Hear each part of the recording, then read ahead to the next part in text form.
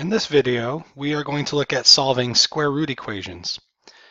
The strategy we will employ essentially is to isolate a square root, or the square root if there's only one in the equation, and then square both sides of the equation to cancel out that square root. Right? A power of 2 cancels out a square root. So let's see if we can employ this strategy in this first example here. We have the square root of x minus 1 equals x minus 7. So the square root here is already isolated. What we mean by that is before squaring both sides works, you have to get the square root by itself. If there's anything else in the way, it won't cancel out the square root like you want it to. So make sure you have the square root isolated first, like we do here. Then we can apply a power of 2. We can square both sides to this. So I'm going to raise both sides to the second power. When you do this, you have to raise the entire left-hand side to the second power and the entire right-hand side to the second power.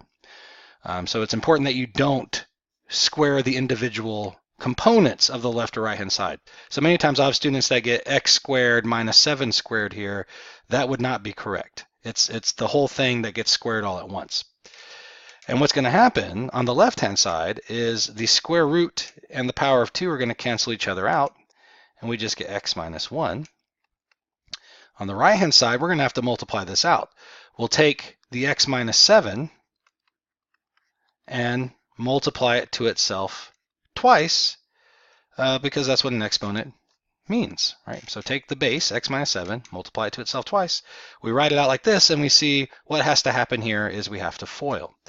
So let's go ahead and FOIL this out. First outer, inner, last. I'm going to try to draw some arrows here. All right. The left-hand side's not changing, so I'm just going to copy it down. We'll get x times x, which is x squared. Sorry about that. We'll get x times negative 7, which is negative 7x.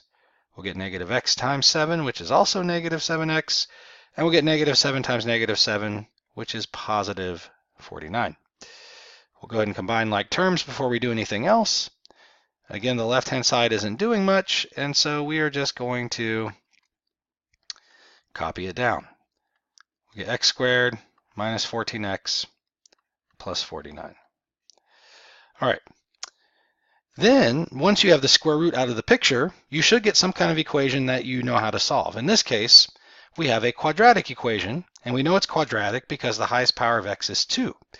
To solve a quadratic equation, we will have to get 0 on one side and then factor the other side. So I'm going to 0 out the left-hand side by subtracting x, do the same thing over here, and adding 1, do the same thing over here. And so we're going to get 0 on the left-hand side equals x squared minus 15x plus 50. All right, and once we have it equal to 0, we will factor the other side. That's how we try to solve quadratic equations. If you can't factor it, you could always use the quadratic formula, but that shouldn't be necessary with these problems in this section. So to factor this, we need to find two numbers that multiply to 50, add to negative 15.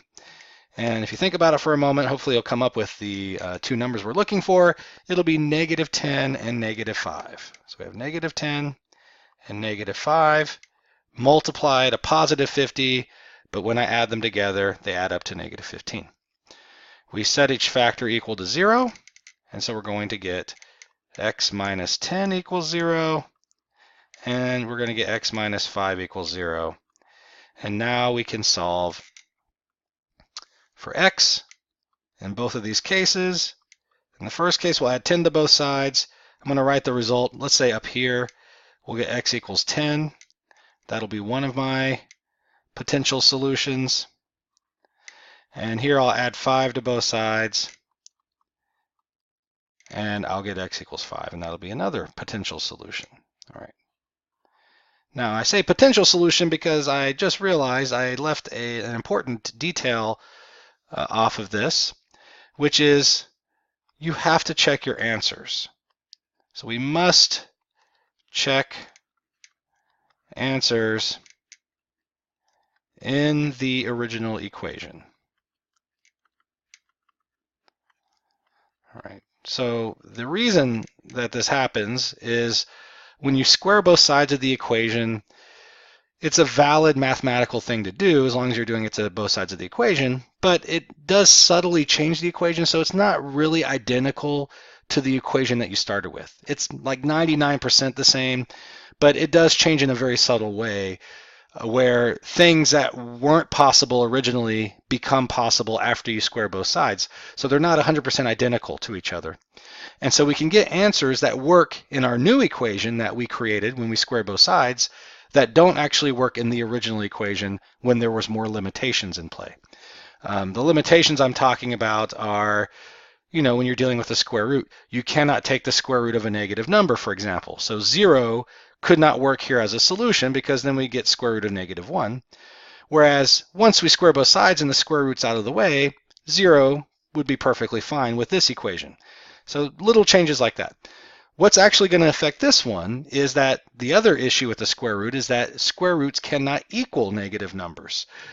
That restriction goes out the window as well when we square both sides. And one of these solutions runs afoul of that issue.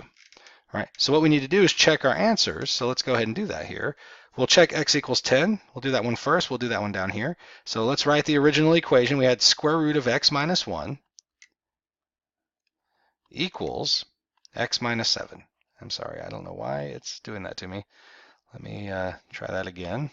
Apologize for the delays on that. Okay, let's try that. Okay, x minus 7.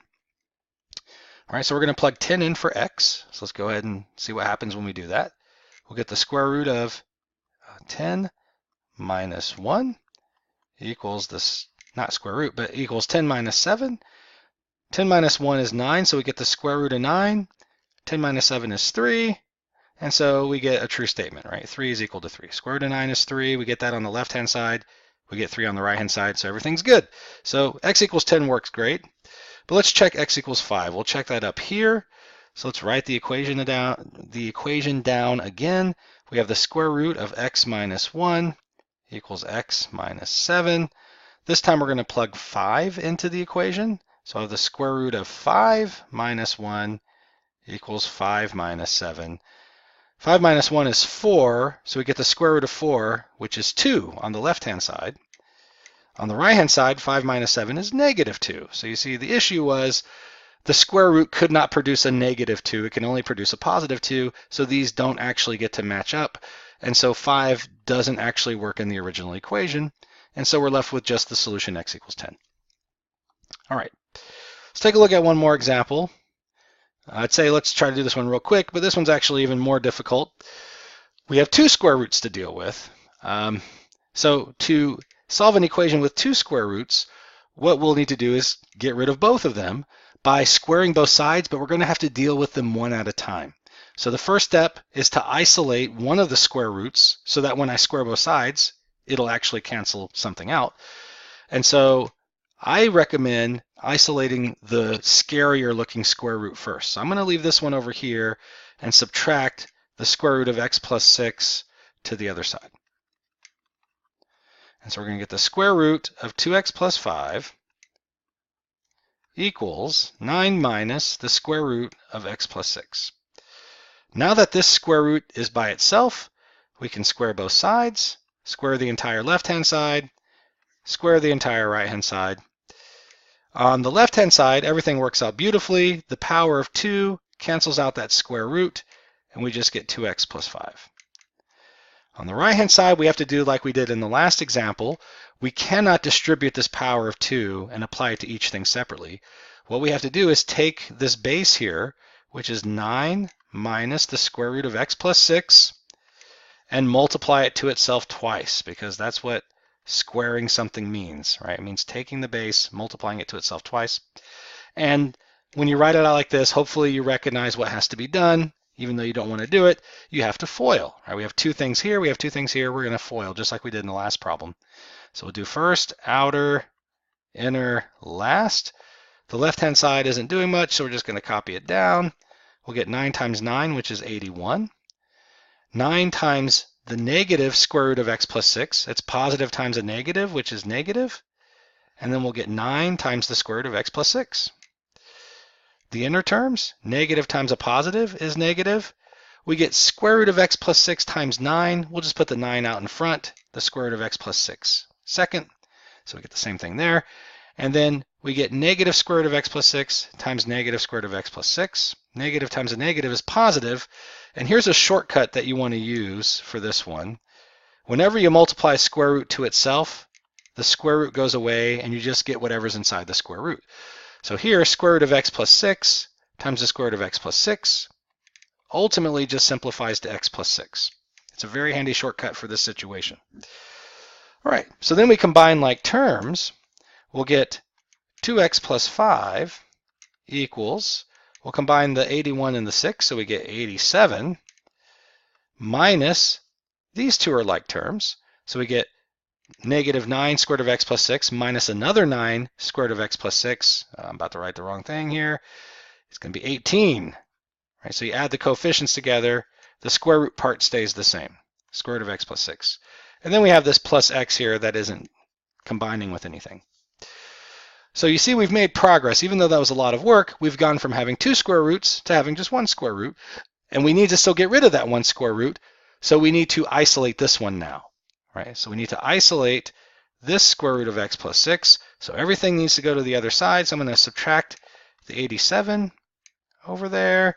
And I'm going to subtract the x over there. We'll take care of both of these at the same time. So we're going to get x minus 82 equals negative 18 times the square root of x plus 6. Now things get a little bit tricky here with that negative 18. Technically, we want to isolate the square root that we have here. Excuse me. So I want to get rid of the negative 18, but then it's going to make a fraction, which is also undesirable. You actually can leave the negative 18 there, so you might want to check with your teacher to see which way they prefer you to deal with this situation. I like to just be very literal about this, so I'm going to actually go for isolating the square root. Divide the negative 18 to the other side of the equation.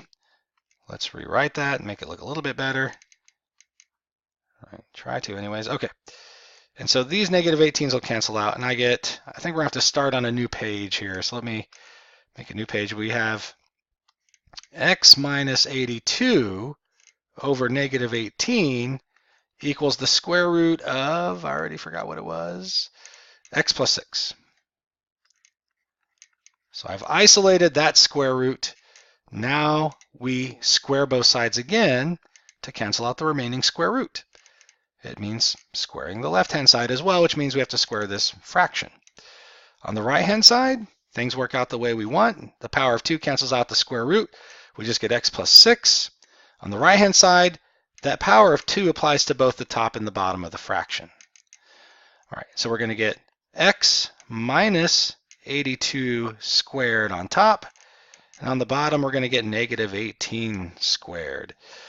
All right.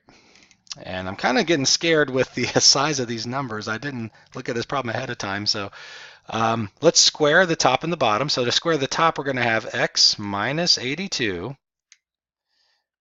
Oh, I'm sorry. I don't know why it's writing like that. Let me undo all that and try it again. X minus 82 times x minus 82. On the bottom, we'll get negative 18 squared, which is, I don't know if I have a calculator handy. I know 20 squared is 400. So it's going to be 324. I think that's what it is. 324. And it'll be positive, right? Because when you square negative, it comes out positive. Equals x plus 6. All right.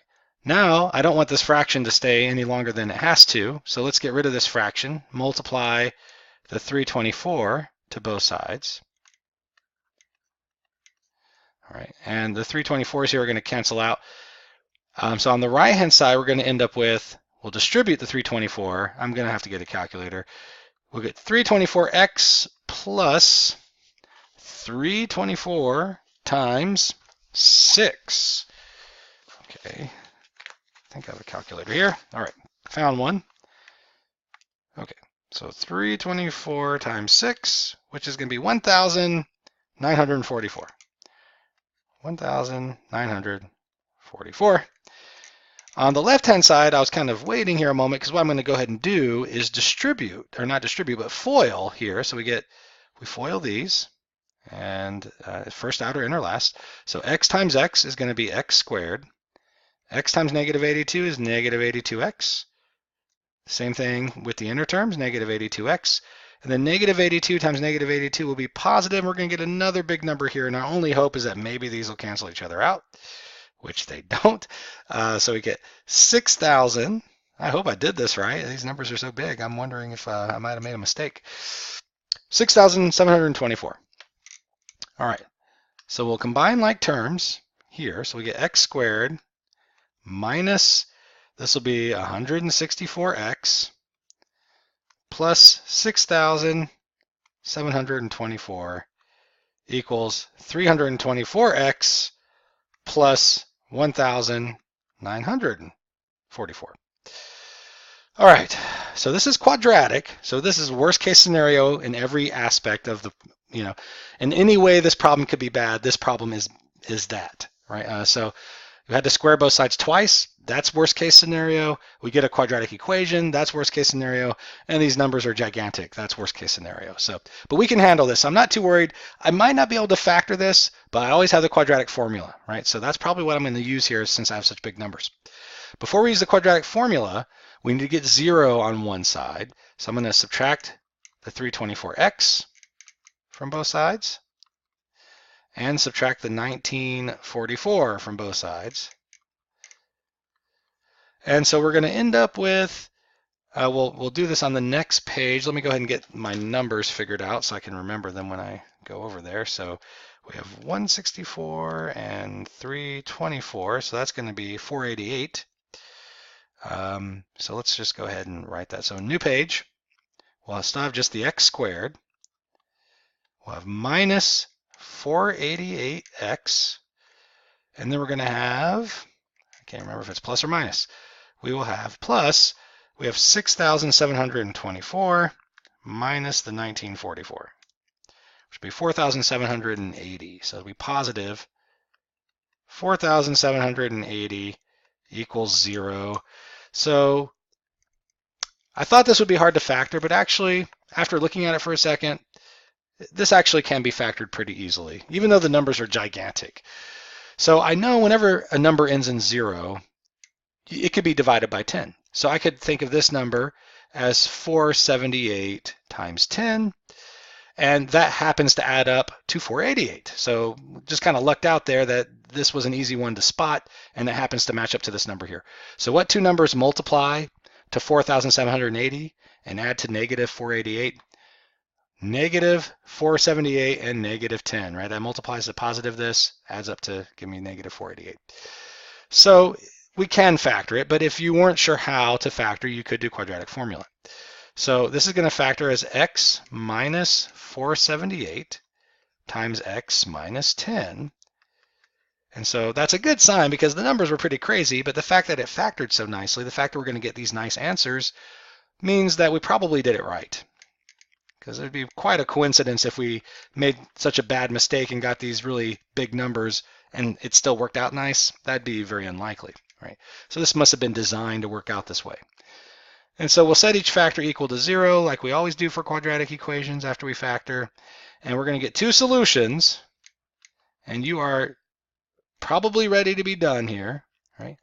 Well, I tend to both sides to get this solution. So we have x equals 478. And we have x equals 10. And after all that work, you're still not quite done because we don't know if we can trust these answers, right? So whenever you square both sides of an equation, you have to check those answers to make sure they work in the original equation. So we got to go all the way back to the beginning. I'm going to see if I can just do this on this page here. And let's see, I don't even know if I can remember what the original equation was. It was square root of 2x and something plus the square root of x plus 6. I remember that part. And I don't remember what it's equal to. So let's jump back, look at the original equation. All right, 2x plus 5 and equal to 9. All right, so let's copy that over here. 2x plus 5, and it's equal to 9. All right, it's possible that both of them work, right? So we're checking both of these answers, but it's possible that maybe only one works, maybe both work, maybe neither one works. So we really have to check both of them. So let's see if we can do this without having to write down too much. So if we plug in 478, that's the worst one. Let's go ahead and do that one first. Let's plug in 478 here. I will work out the details over here. All right, so we'll get 2 times 478. So 2 times 478 is 956 plus 5. So you're going to get 961 in that first square root. So we'll get the square root of 961 plus the square root of, we get 478 plus 6, which would be 484 in the second square root. And we're hoping that's going to equal 9, right? So we take the square root of 961, which is 31, works out nice, plus the square root of 484, which is 22, but that doesn't equal 9, because 22 plus 31 is 53, right? So we get 53 equals 9. That didn't work out. So 478 is not a good answer. Let's try 10. All right, so let's do this in a different color here. So I'll plug in 10 for x. And so we're going to get the square root of 25, right? 2 times 10 is 20, plus 5 is 25, plus the square root of 10 plus 6, which is 16, and we're hoping that's going to equal 9. The square root of 25 is 5, the square root of 16 is 4, and we get 5 plus 4, which is 9. And so that one works out. So 10 is good, 478 was not good. Sorry that took so long. Hopefully the next few videos will be a little bit quicker. All right, and good luck with these problems on the homework.